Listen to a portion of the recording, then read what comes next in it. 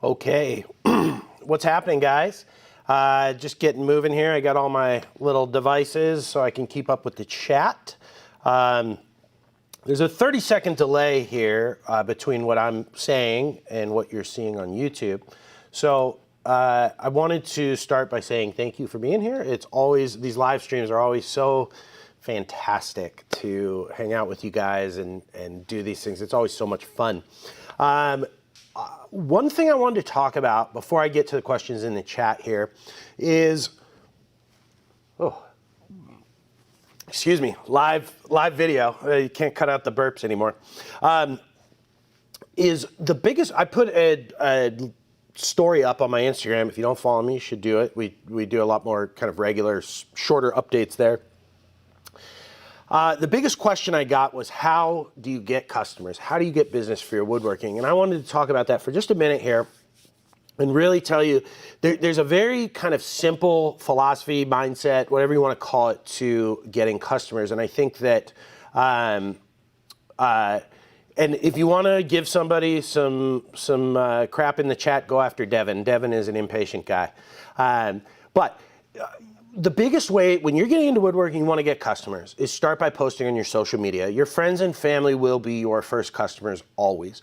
And you'll give them a deal. It'll be cheaper than it will be in the future. But from there, you start to build word of mouth. And then the biggest thing you need to realize as a woodworker is it's very hard to get somebody to trust you with something like a $5,000 table build if they haven't seen a lot of your work. And so, being able to point to your social media for a resume is great, but one of the greatest ways to develop a good woodworking business is to do some things that are easy money, but may not be of the quality that you want, the projects that you want as far as furniture building. One of the easiest ways to start gaining revenue is to do simple things like finish carpentry. So that's base and case, window bucks, framing out doors. Those kind of things are something that contractors are always looking for, and you can contact contractors in your area and say, I'm a finish carpenter. But then that gives you an in on all these places where you're getting new construction. People are buying furniture for their new homes, where you can say, hey, by the way, I don't just do base and case, I'm a furniture builder. I'd love to build you some stuff. And by posting on social media, getting some basic finished carpentry jobs, you're able to just sort of plug yourself into the places that you need to be able to generate business and be able to generate revenue. So I think that's a really good starting point for anybody who's getting into this game. It's the most common question I get asked, so I like to lead these live streams with something to that effect. And I think that kind of mindset will be really beneficial. So that's the end of that beginning question from Instagram that I'm answering. And I'm going to get into some of the chat here. So feel free to ask your questions. I'd love to see what we're talking about today. What watch today? Rabbit Cheetah, I got an Omega Speedmaster Reduced. This was discontinued in 2009. I like to call it the poor man's Daytona, although it's not a cheap watch, but it's one that I really love wearing. Beautiful, beautiful Speedmaster. It's only a 40 millimeter, so it's a lot smaller than some of the other ones, but really cool. What's the difference between a coping saw and a fret saw? A fret saw has usually a taller back, I think. I may not know the answer to that, actually. That's a good question. But yeah, a fret saw has a taller back. I believe it's designed more for jewelry and watchmaking. I saw some other good questions, like somebody who's doing a 1/4 inch thick panel glue up, and what should he be worried about? Flatness. That thing's going to go real wonky when you try and clamp it. I mean, you've got all these pieces that are touching edges, and they're going to want to bow, and so you want to go light clamping pressure. Make sure you put cauls on the project where you can, across the top and bottom. Make sure you try and keep it flat, but also you want to make sure you're clamping it on a flat surface, because if your surface is wonky and you're doing your glue up and all your clamps are touching the surface, it's going to twist your glue up, and a twisted panel glue up is just a bummer because it's really hard to fix. Have I ever tried wood turning? I've done some wood turning for sure, but it's never been something that excited me a lot. I think you can make really cool stuff, and I definitely have thought about getting a lathe in here, but I don't have one in here, and I would definitely be interested in trying it. But it's not like, I love the intricacy and the engineering of woodworking and getting stuff to fit together and cutting stuff to perfect size and perfect joinery. And wood turning is very different. It's very much, you're reducing the size of something, and it's just not the thing that I enjoy most about woodworking, I'd say. How do you put a good price on your product? That is also one of the most common questions you get. And I think it's a very long answer, but there's a great podcast called Made for Profit by John Malecki and Brad Rodriguez. One of the best ones I ever heard about that specific topic is Mike Farrington. Mike Farrington is a YouTuber who makes his living being a woodworker, a wood, furniture business, a guy who does finished carpentry. And he's got a great philosophy on it. But you want to find similar stuff. You definitely want to ask for more than you see on Etsy. Etsy has become the most nightmarish race to the bottom I've ever seen. Like, everyone's just trying to sell a little bit cheaper than everybody else, and it's just like a race to the bottom. So it's really kind of taken the market out of goods on that platform, because there's a lot of people from countries that don't have the same cost of living as, maybe the United States or Europe, and so it definitely has killed the price on Etsy. So, I think you want to get at least $50 to $100 an hour, depending on what you're building. You want to recoup the cost of your materials, and you want to get what's fair. Just remember, if you do real cheap deals for people, they're going to tell people you're real cheap. But if you hold out for good pricing and you do good work, you're going to get good pricing and get better projects, I think is sort of the baseline for that. I do ship my products to Portugal. We ship everywhere in the world except for South Africa, right, Alex? Yeah, mostly just South Africa. They don't seem to even have a postal service that exists. Almost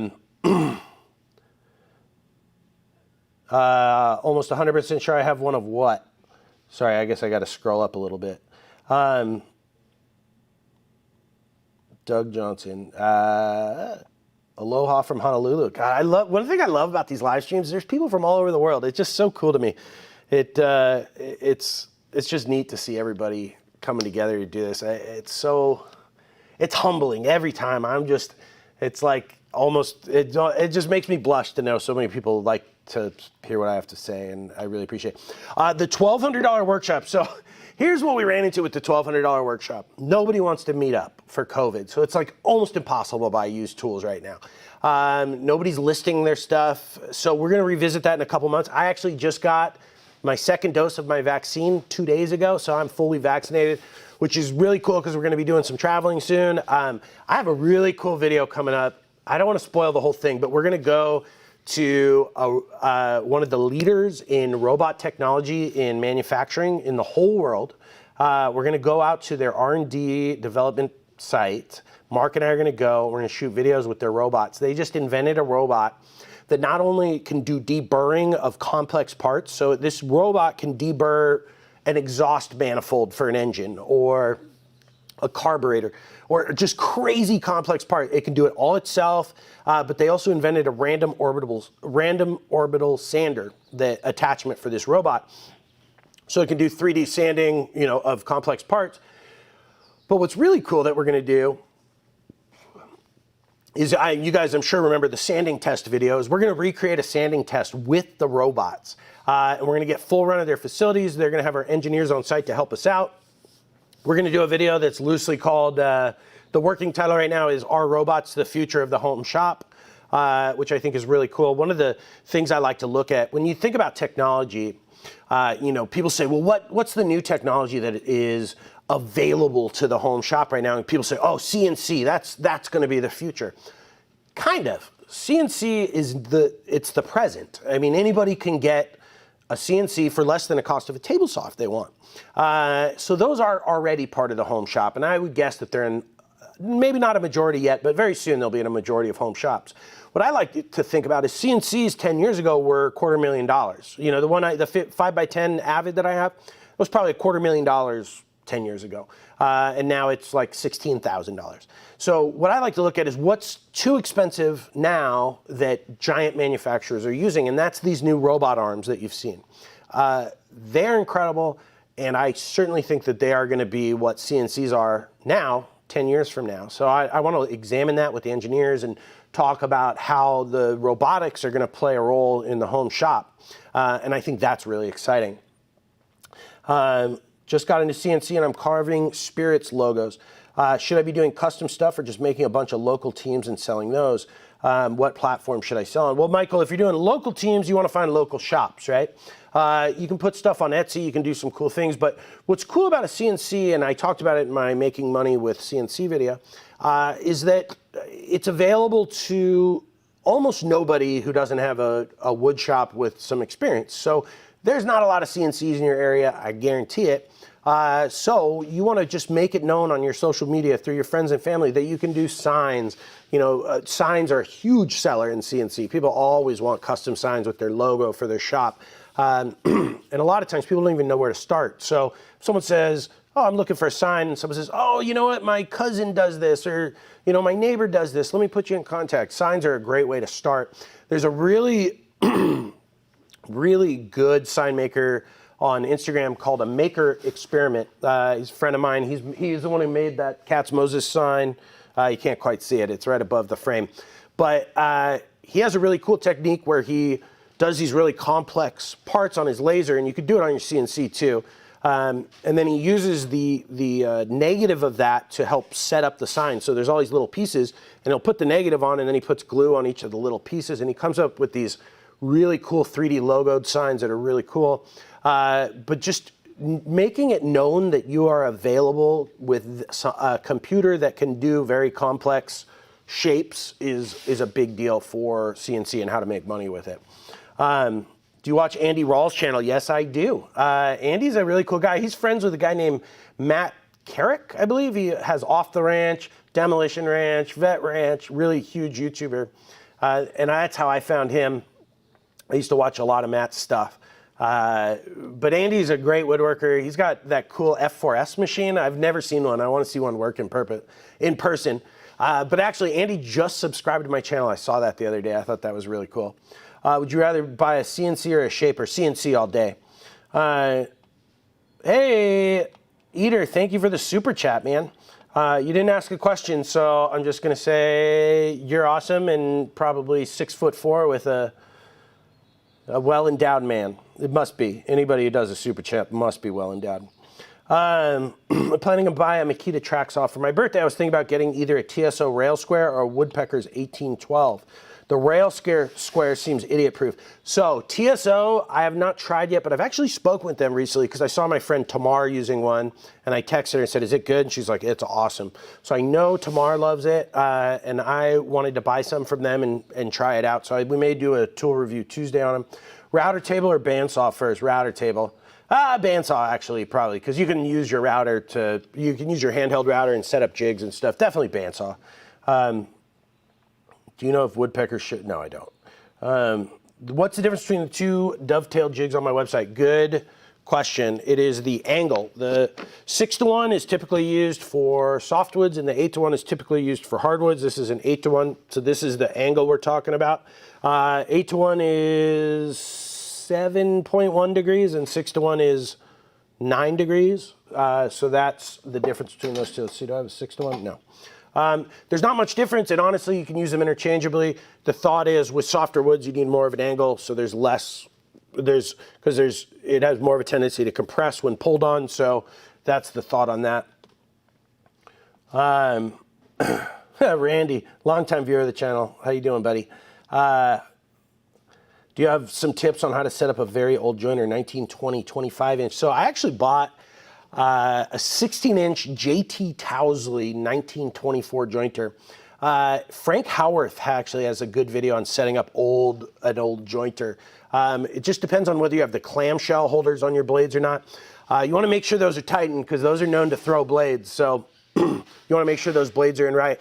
One of the things I highly suggest if you're running a 25-inch jointer is upgrade the cutter head, because man, that is just carnage waiting to happen.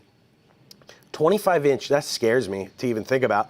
My thumb is still very numb. I still can't feel my thumb at all from when I cut it. And in fact, in the coffee table, side table, modern glass video, I stuck a chisel in my finger, and that's still really numb. So I have a couple very numb fingers right now. Oh, Pat, very well endowed, must be. Thanks for the dovetail jigs you donated to our motor. Oh, of course, Pat, my absolute pleasure. You know, we got a lot of blems and stuff that don't quite make the QC cutoff here, so it's always, I love giving them to schools and stuff. It's really, any rules of thumb for choosing to use veneer or not? Veneer is an art form and really cool, and something I really want to get into more. I did veneering for the box I made for my daughter before she was born. I did veneering for my humidor, which is holding up so well, and I love that thing. Everybody who comes into my house asks questions about the humidor because it looks so cool. Veneering, I think the trick to good veneering is having a very sharp way to cut it, choosing good veneer, matching it correctly, and using the right glue, and of course pressure. You are supposed to use a vacuum bag, but there's also, you know, ways to do it in a press and things like that. But veneer, you really want to focus on good glue adhesion. When we did the radio build, when I restored my Bubby and Zeta's radio from the 1930s, I didn't get enough pressure on the veneer in a few spots, and then when I started sanding, it wanted to come up, and we had to like slice it open and squirt a little glue in there and then put pressure on just those areas. So rule of thumb, always use push pads on your joiner. 1 7/8 thumbs up to that rule of thumb for sure. What are your thoughts on router dovetail jigs? I think you should do whatever makes you happy, and but I will never use them in my shop. How did you decide what to focus on for the best ROI to recoup your big upfront cost? CNC, you want to get custom work. I mean, I think I talked about this a lot in just a minute ago. But you want to get it known that you can do CNC work and get it out there, and you're going to get lots and lots of projects that way. You know, you really want to advertise that you can do people's logos. I can carve your logos into stuff. That's a great way to get business right away because everybody wants that. Everybody wants promo stuff. Some good advice I've seen people do for generating revenue is walking around to like restaurants in the busy retail section of town, restaurants and you know, stores, and saying, hey, this is what I do. Here's an example of my work. You know, I'd love to do something cool for you guys. You know, sometimes I've seen people get huge projects where they do like behind the cash register, they'll do some big artistic display wall. So I think that's really cool. At least you still have your thumb. I love half of a nail bed to a table saw. Oh, yeah. One time, here's a crazy story. So with my old construction company, my business partner and I, it was actually one of the first homes we ever built. It was this big post and beam with open ceiling construction home. And so we ordered these glue lamb beams that were, I don't know, I think they were 24 feet long by 18 inches tall and 4 inches wide maybe. And it was a really hard job to get a crane into, so we had to pick everything up with a pettibone. And we were moving it, and we had like 8 guys moving this beam so the pettibone could pick it up. And we went to go set it down, and my old business partner, who's the toughest guy I've ever met, like he's you know, he grew up in living in Montana. He worked on those world's deadliest catch crab boats in Alaska. Like he's a tough dude. And somehow he got his thumb under the beam when we all were letting go to put it down. And I remember it got his thumb and he pulled his finger out and you saw something go like flying off. And he screamed and he looked down and his thumbnail had gotten ripped off from getting pinched in the beam and shot off into space. We could never find the thumbnail, but I don't think it grew back for a year and a half. It was wild. Yeah, wood's gotten real expensive. I think it has to do with a lot of things. It's because factory workers had to stay home for many months. It slowed down production.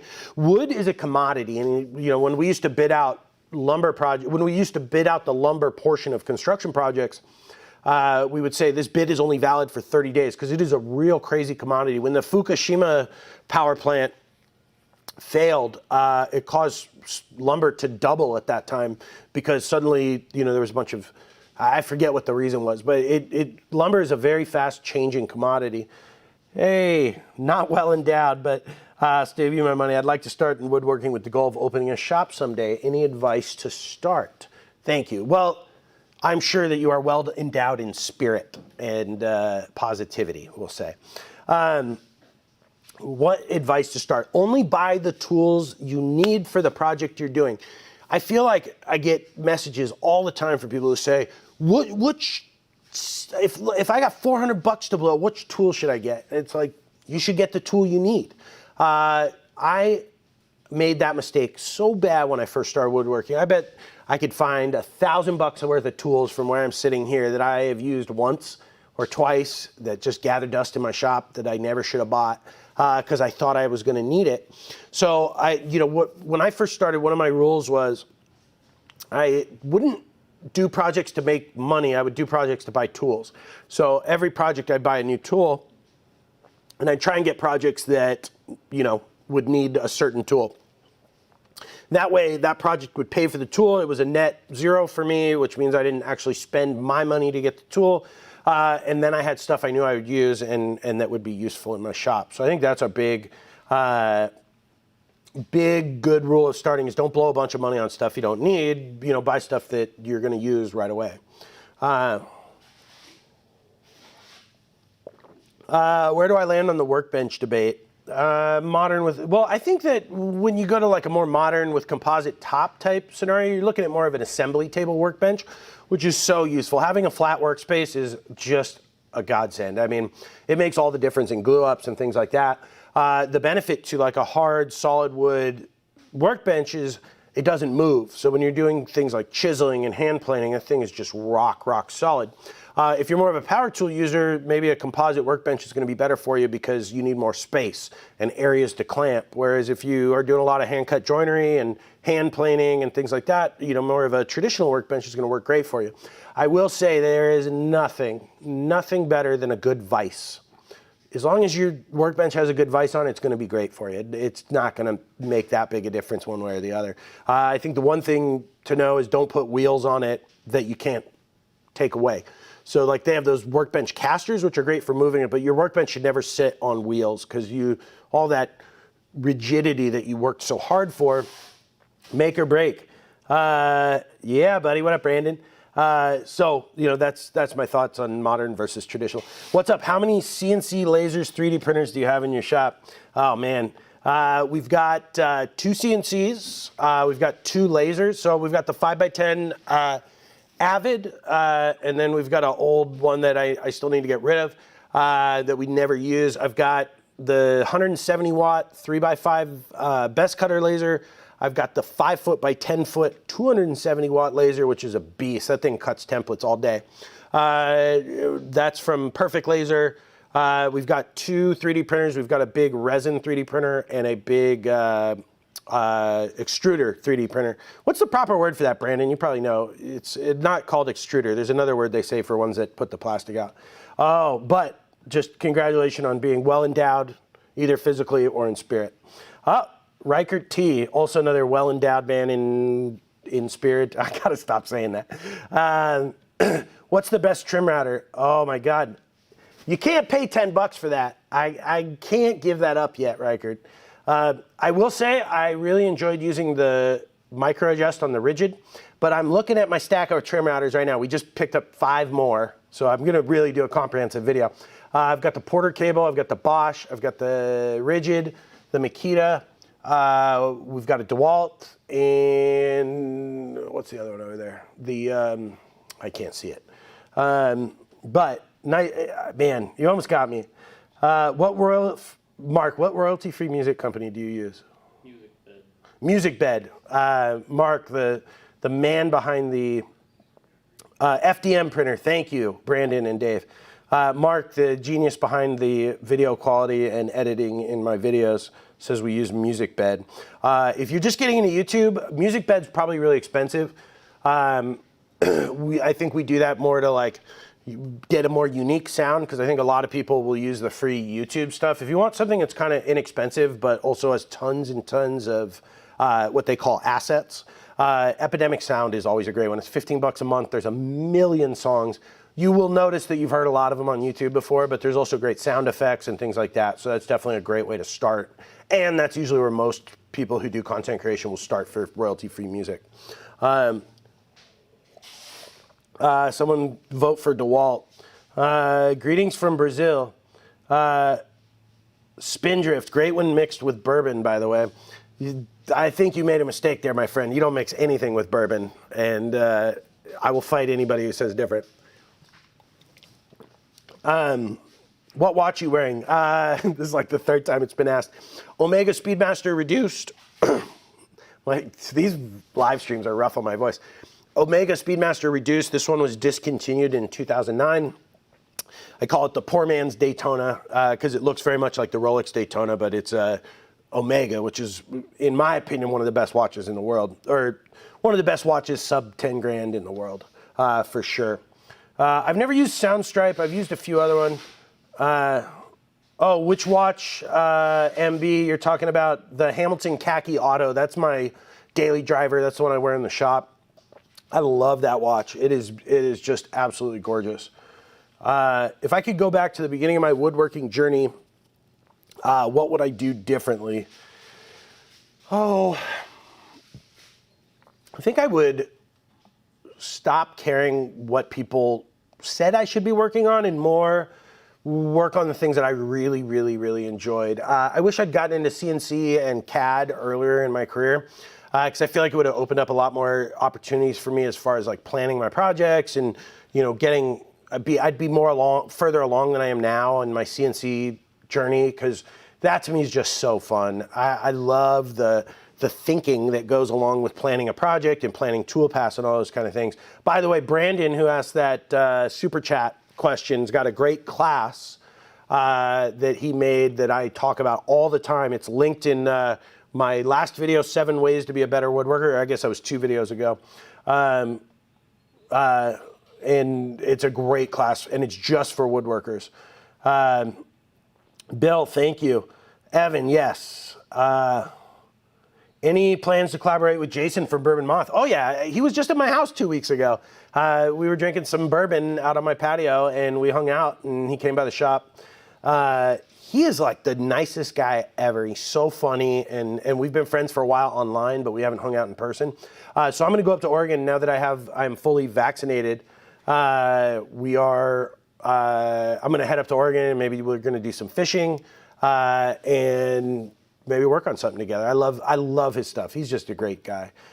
His best friend lives real close to me, so it was kind of random that we ran into each other. What is missing in the space for a YouTube channel? If you want to really make it in YouTube, you want to focus on a small niche subject to gain an audience and start to branch out. Pyro is fat. Hey, love your channel. I look forward to the trim router video. Do you have any tips on newbies to sell their product, picture frame, boxes, etc.?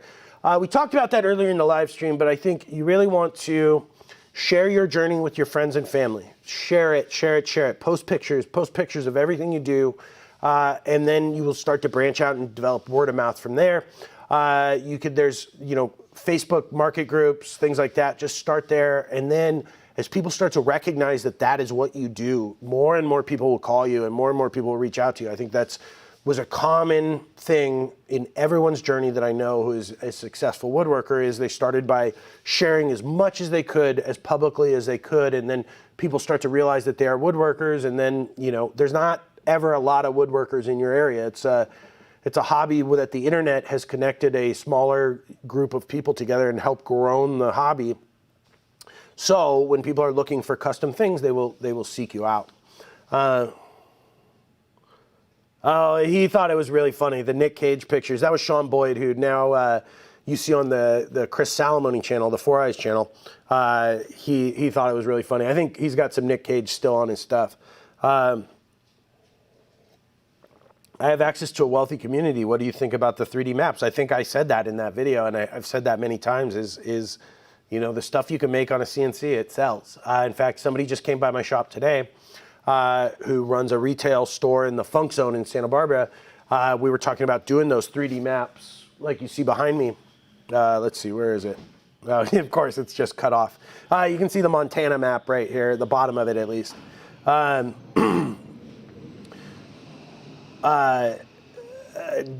the 3D maps are sellers, man. And I think you want to like California, I get asked about all the time, but if you can tighten it down to your local area, they're going to sell even more.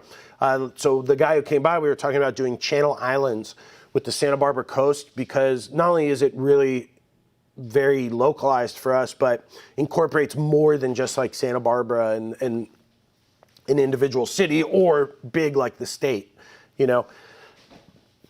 I think people develop an attachment to their local area more than their state as a whole. So I think if you can find a unique geological feature of your area, I think it could be really beneficial. Can you explain how every time I drop something, it rolls under my workbench? There's a phenomenon in workshops called I don't know, I was trying to think of a joke, but yes, everything rolls where you don't want it. It's such a pain in the ass. Any chance you working with Wobie Designs? I heard he just lost. You know what? Ben Wobie, the second I heard he lost his shop, I texted him and said, hey, bud, my shop's...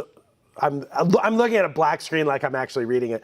I told him, I said, my shop's open to you 24 hours a day, 7 days a week. I know it's like an hour and a half drive, but I told him, anytime you want to come, it's welcome to you. We'll work around you, no restrictions. And so I know he's got some really cool stuff, you know, that he's working on and finding a shop, but he would be welcome here anytime. Working with Jimmy DiResta, I know Jimmy real well, we're friends. I would love to work with him. And we've talked about when he's out here shooting Making It, that he'd come up here, because it's only about an hour and a half north of LA. Am I going to challenge Jason Hibbs to a dance battle at his door too? Absolutely. That was pretty funny. Jason's so much fun.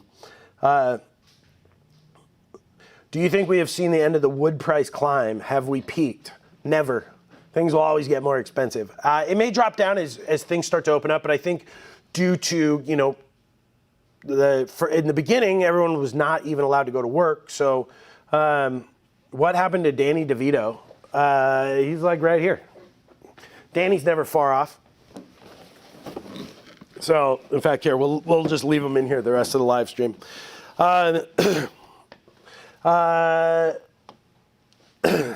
What is a good inexpensive CNC machine for someone who's never used one? It's such a hard question to answer. I don't like the cheap CNCs because if you've never used one, you're going to hate it and it's not going to do what you want it to do. I highly suggest you get like an Avid. I talk about them.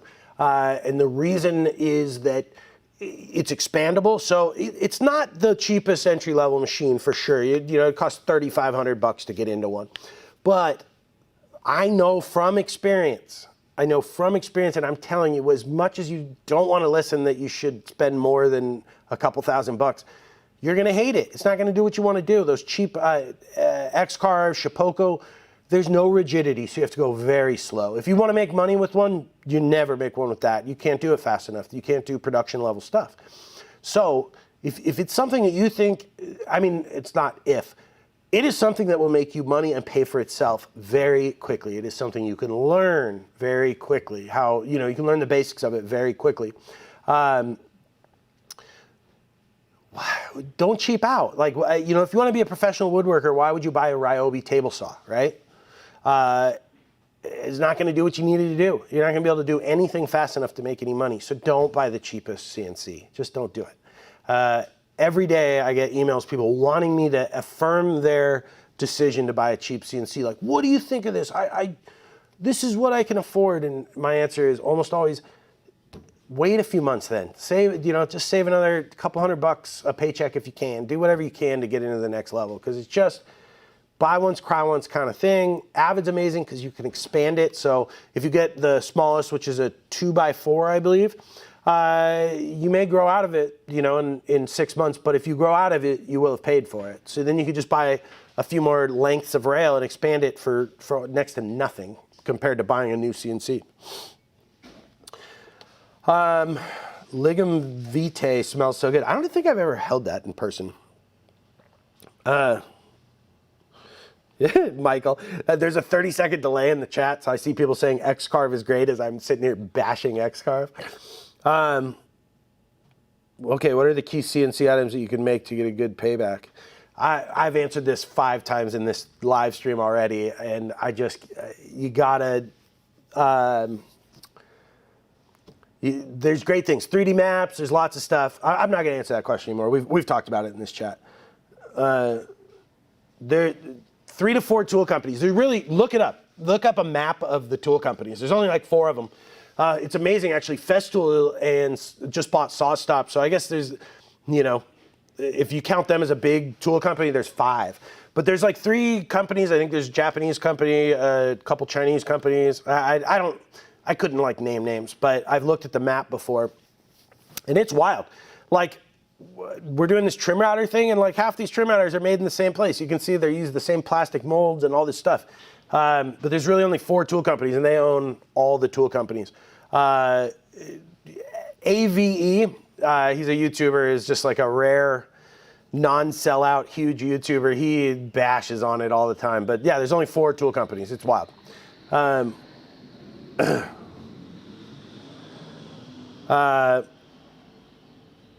Any tips or tricks for sourcing cheaper lumber? I don't know. Buy it used. I think that right now it's tough to answer that question. Thank you. Yeah, Joint of the Week's fun, man. It doesn't get the views that I wish it did for the work that goes into like practicing those and making sure I can explain them in a good way. But they are definitely the biggest skill builders that I do personally. When I do those, I feel like I get a lot better really quickly. My favorite bourbon. My favorite bourbon is, gosh, there's so many. It's kind of like what's my favorite watch. It's just, I love them all equally. If I'm just like out drinking, Basil Hayden's is like a pretty good one that I love. I'm more of a Scotch guy. I'm really into Scotches. I've been drinking Lagavulin a lot lately. Dark Arts. We finally got a bottle of that. We looked for that for months. And a few others. But the Japanese whiskeys are really good. Jason Hibbs actually brought me one, which was really cool. Yeah, Dresta made some really cool stuff. Jimmy, I don't know if I should say that.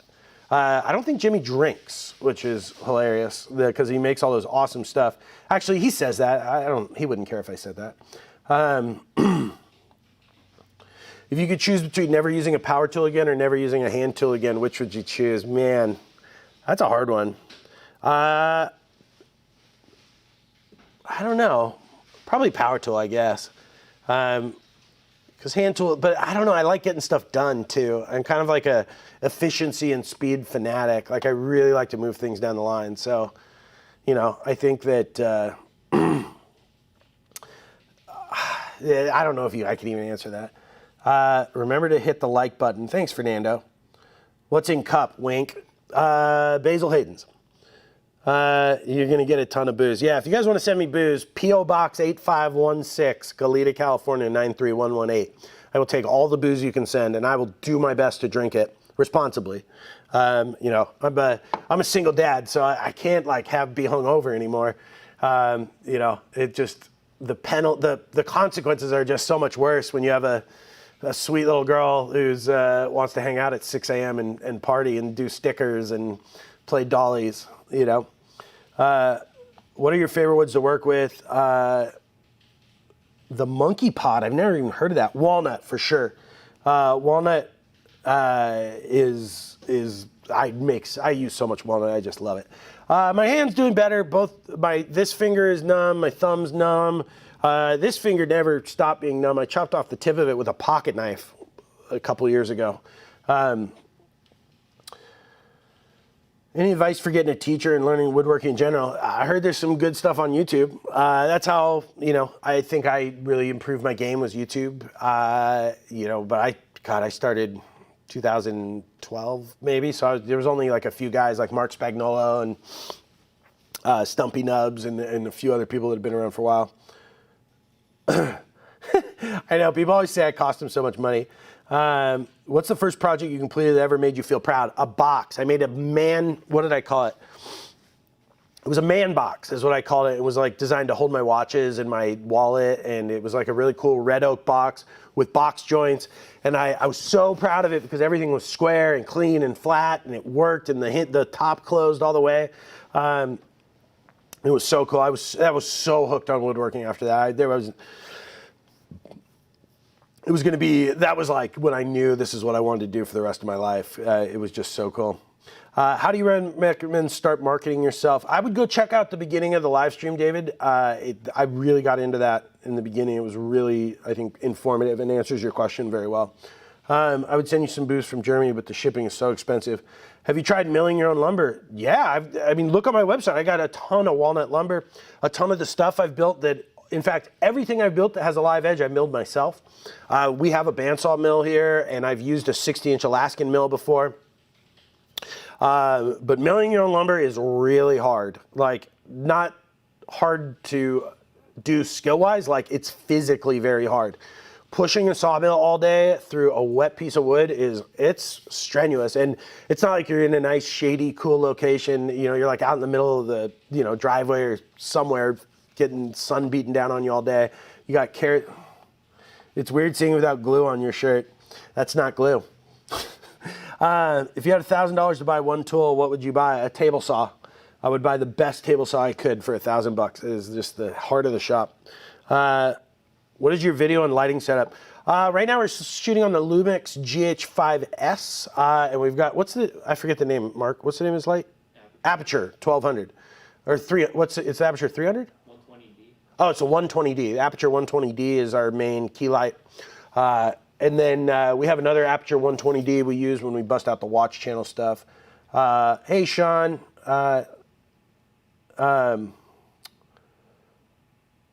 Oh, thank you. I didn't see the second part of your question. Honestly, the best footage and lighting I've seen in a woodworking channel. That is my main man, Mark, who is standing behind the camera, who is so amazing.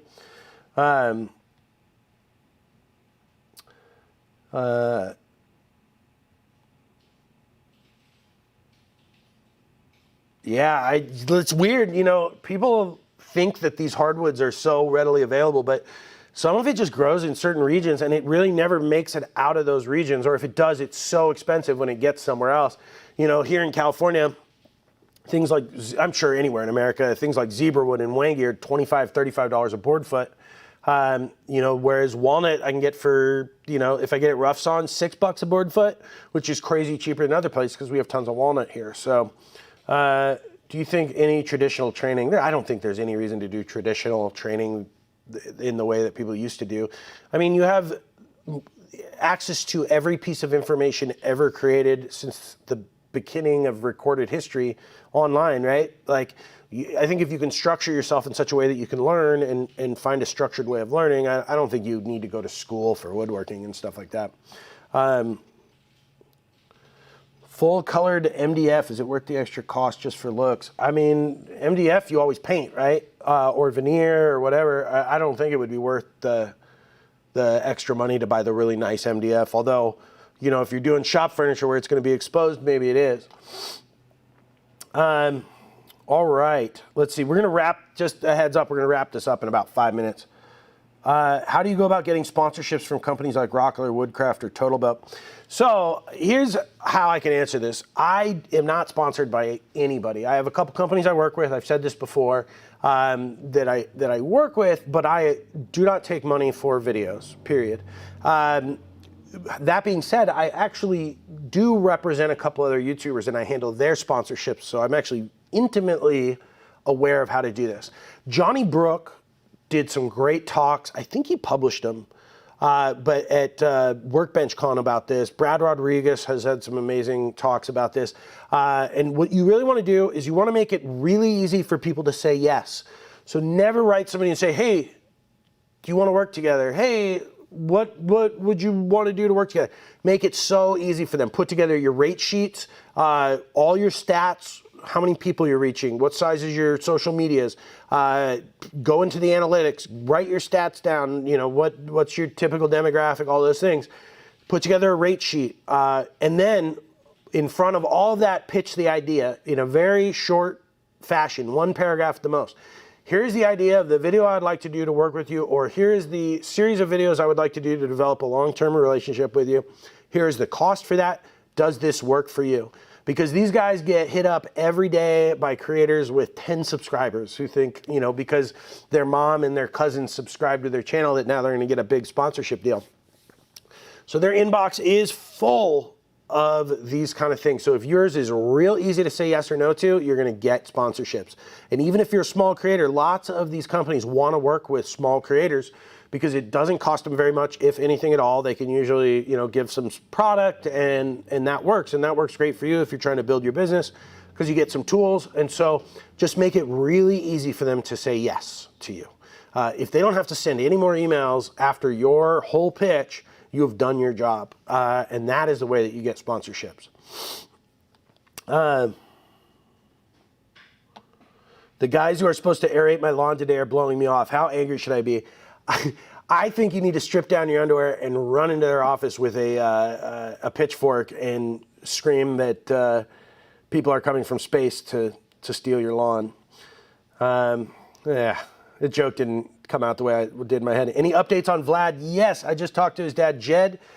He's kicking ass. They came to America for like a month during COVID and then flew back home. And I'll tell you what he said.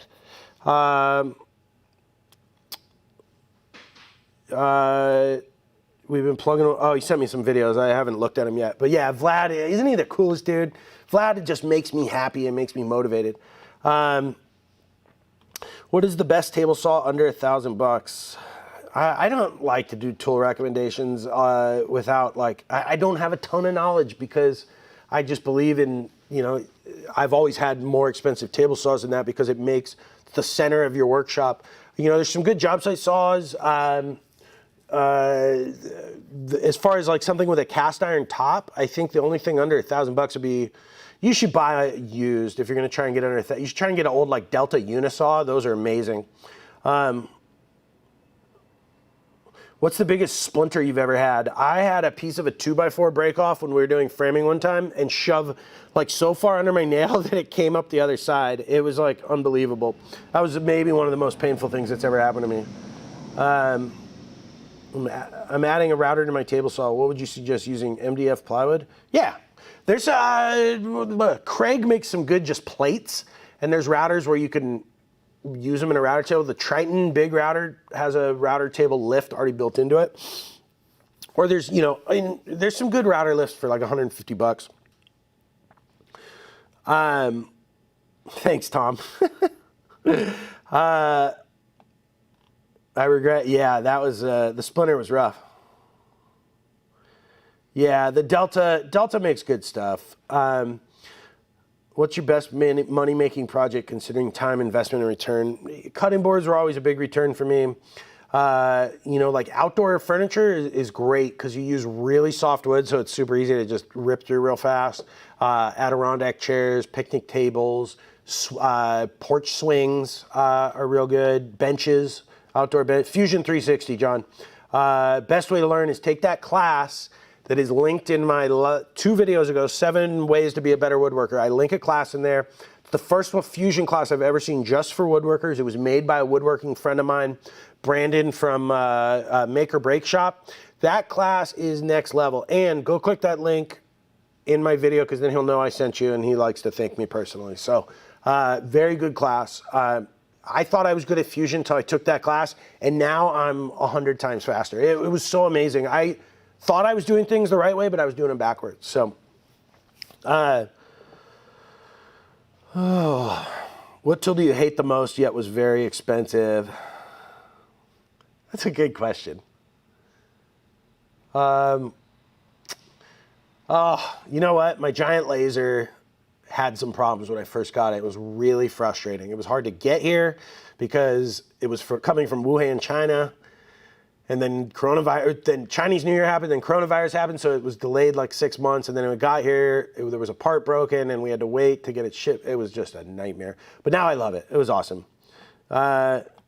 Making the Abraham Lincoln mallet. Yeah, didn't Chris from Third Coast Craftsman do it? Chris is a nice guy. Why is T-Track so expensive? Is homemade hardwood T-Track just as good? I don't think it's just as good. T-Track's not that expensive, I don't think, for what you do. But here's a little secret. If you're still watching this, we've been doing this an hour now. I feel like you're definitely a big fan of the channel. So I'm going to tell you a secret that I have not said yet to anyone, anywhere, outside of the people that work with me in my office, which is I my goal is in 5 years to be as big as Rockler and Woodcraft. But I'm going to do it a different way, which is I'm going to bring in only the highest quality or best value tools I can, stuff that I use personally and love. We're going to start launching that in about 2 months, but we have a bunch of new products coming in, including T-Track, which will be very inexpensive, but of very high quality. It's the stuff I use now, but I'm going to be getting it as a wholesaler, so I'll be able to keep the price low for you guys. But we're going to be bringing in a ton of stuff. Like I'm bringing in these, which I use all the time and love. I just put so much sawdust in my my coffee. We're going to be bringing in some of the coolest products. I'm bringing in a sharpening jig that is brand new to the market that I think you're going to really love. Jack, if you're going to build a workbench, you want to build the top out of maple if you can. Kind of expensive, but it's just as good as it gets. I would not do poplar. I would not do ash. Could be good, but yeah. So we're going to be bringing in a bunch of really cool products. Sorry, I got so distracted. It's so hard because I got chat going, I got the camera, I got the live stream feed. It's just. Yeah, I wouldn't make one out of balsa one. Good one, Mishken. I'm sorry, I definitely. But we're going to be bringing in some really cool tools, and we're going to try and build up that inventory quickly, but bringing in really good stuff. I've worked really hard to seek out really good manufacturers and vendors. The sharpening jig I'm bringing in is so cool. It'll be in the like $25 to $35 range, and it's a whole new type of jig. It's never been on the market. And it's really easy. You could use it. You can go from your sharpening stones to a bench grinder without having to change the angle. It's super sweet. So I'm so excited. Yeah, Ben is taking the class I'm recommending. It is good. Go click that link. 7 ways to be a better woodworker. It's in the pinned comment. Highly recommend.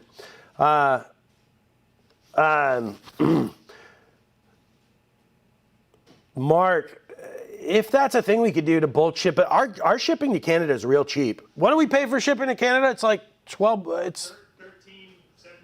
Yeah, it's like $13 to Canada, and I think I charge you less than that on the website. We eat some of the shipping for all our orders because we try and keep it cheap for international customers. So I try and keep it cheaper than it actually is. Can you sharpen joiner blades? Absolutely. There's actually some good jigs out there. Oh, can it sharpen joiner blades? No, it's not wide enough, but it could do plain blades, chisel blades. It's gonna be cool. The best part about it is all those cheap sharpening guides have a really thin roller. This one is as wide as the MK2, the Veritas one. Like, it's so stable and cool. I'm so excited. I haven't told anybody about this yet, so this is kind of fun to tell you guys. DJ Squeaks. DJ Squeaks, was that on your W-2 at Rockler and Woodcraft? But I'm serious. I think that the woodworking distribution world is broken. And most of the things you buy from these companies are just junk. I've bought so many tools from, and I'm not singling out the companies I mentioned earlier. I'm just saying those are the people that I would end up competing with.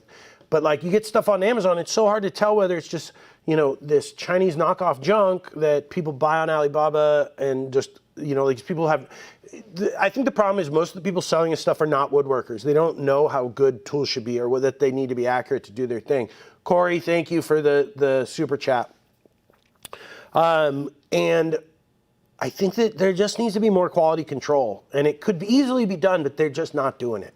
And so, you know, we're aiming to build a woodworking retail business for woodworkers by woodworkers. And I think that that's really important to me. And as anybody who's followed me for a long time knows that I believe woodworking should be accessible by all. And I really try very hard to keep my prices as low as possible to be able to do that. Because I think it's really important that everyone is able to grow their business and without having to, you know, sell plasma or blood to pay for their tools. So, you know, I think that's going to be really exciting. Yeah, Blake, we're going to do it, baby. I'm going to shake everything up. All right, does Tay-Tools out of blem squares? I just talked to Mike the other day. I haven't asked him about it.